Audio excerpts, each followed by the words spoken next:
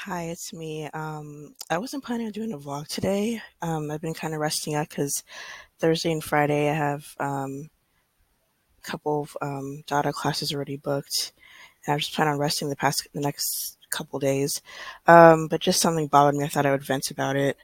Um, I'm not the most vocal person about stuff, and if you read, I think I put an Instagram post up. You know, um, I almost died a few months ago.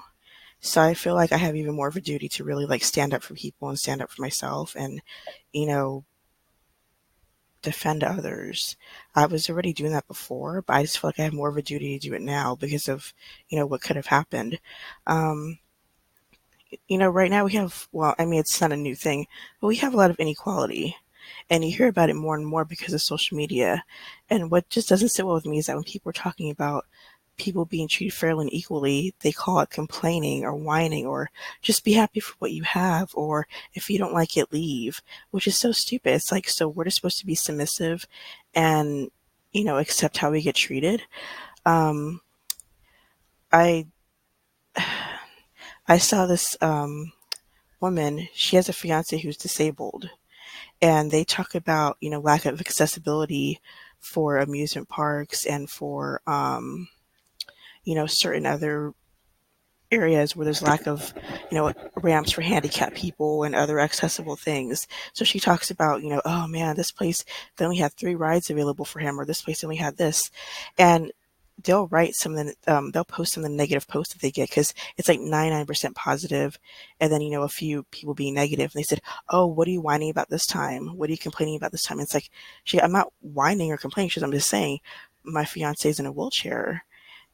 Why aren't there enough ramps at this restaurant or down this street or at this amusement park? That's not whining. That's asking for equal accessibility. And it's like we forget that, we have the privilege of being able to walk. Some people can't walk. Like, when I was on my oxygen tank, you forget. I've always been very appreciative of my health, especially when I hear about other people's health issues. But sometimes you forget, okay, I can walk freely, I can breathe freely.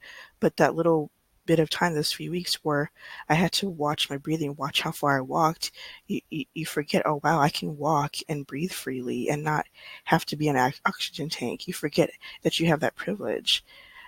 And I have able-bodied privilege, I have other privilege, and I have other disadvantages being a Black and Hispanic woman.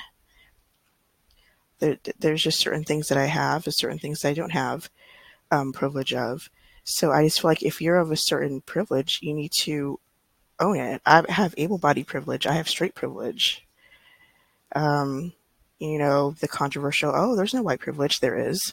Everyone's not treated the same. People don't get same jail sentences. People don't get equal education. People don't get equal job opportunities.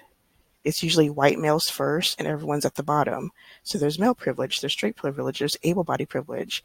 There's, I believe there's Christian privilege. If you're anything not not a Christian, then like me, I'm not religious. So I get, kind of dissed for that.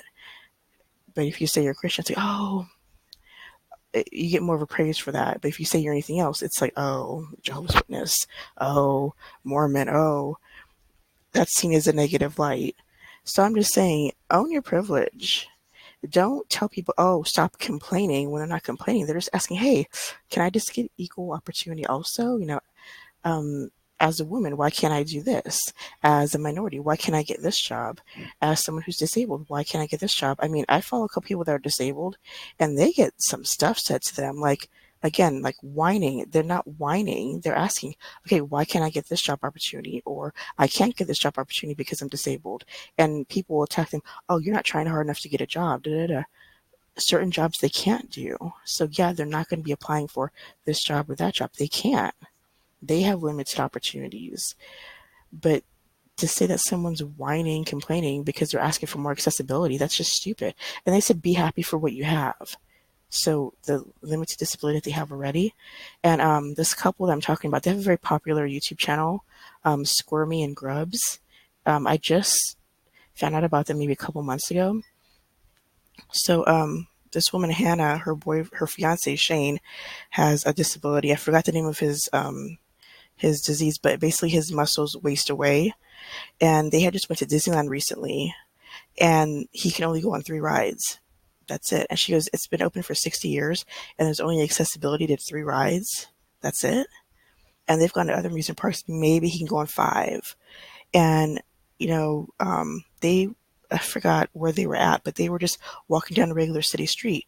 They couldn't get off the street because there was no ramp to go down, and they weren't used to that. So that's what she was talking about. Like, why aren't there more ramps for him to go up, down, whatever? And because he can't go off the curb, but that was seen as whining. Be happy for what's available to them. It's like, see, you have able-bodied privilege. You don't have to worry about that stuff. As a Black and Hispanic woman, I have to worry about multiple things. As a woman, I have to worry about my safety. I have to worry about, you know, something possibly happening to me that may not happen to guys or may not happen to them as much. As a Black and Hispanic woman, I have to, worry about jobs. Sometimes I have to worry about, well, if I work in this area, am I going to get a job because of my ethnicity? I have to worry about going to certain areas about my safety because there might not be a lot of minorities. People that are non-minorities don't usually have to worry about that. There are certain areas of the country I would never step foot on because I would think I might have something happen to me because of my skin color. Non-minorities don't really have to worry about that. I remember many, many years ago, I went to Texas and we went to like a smaller um, area, and I was a tad bit worried for my safety because there weren't any minorities, and I was already getting some weird looks. And that's something that I have to worry about. And of course, some people are going to roll their eyes, okay, whatever. Well, you have, if you're getting upset about that, about people talking about how they're being mistreated and you're rolling your eyes about it, that's your privilege because you don't have to worry about it. So I just thought I would say that real fast. Own your privilege. I have straight privilege. I have able-bodied privilege. So I would never tell someone in the LGBT community, oh, stop talking about this, stop talking about that. They have to deal with a lot of stuff. I don't because I'm straight. I'm able-bodied. The little snippet I had of being disabled from being on oxygen and being in the hospital and stuff like that and having to be off work, you definitely see how people are with you. Um, for the most part, I had support, but you still have some people that are like kind of downplaying your issue. And so, I mean, that was a tiny sliver of um, of being slightly disabled, and people kind of like almost like you're in the way. I mean, luckily not a lot. Like I said, I had a lot of support, but sometimes it was like people weren't sensitive to the fact, okay, no, I can't work right now, or oh no, I do need money to pay for my bills, or um, just stuff like that, or no, I can't be walking around right now. I'm on oxygen. No, I can't go back to work. I have an oxygen tank. Like, understand that. So I just thought I would say that. I would just say, like, kind of watch yourself. If someone's talking about an injustice, whether they're disabled, whether it's a woman issue, a LGBT issue, as a minority issue, listen to the issue. Don't just be like, oh, they're whining. See why they're upset. Just listen. So that's all I'm going to say about that. Um, Follow my social media. The links are below, and that's it. Bye.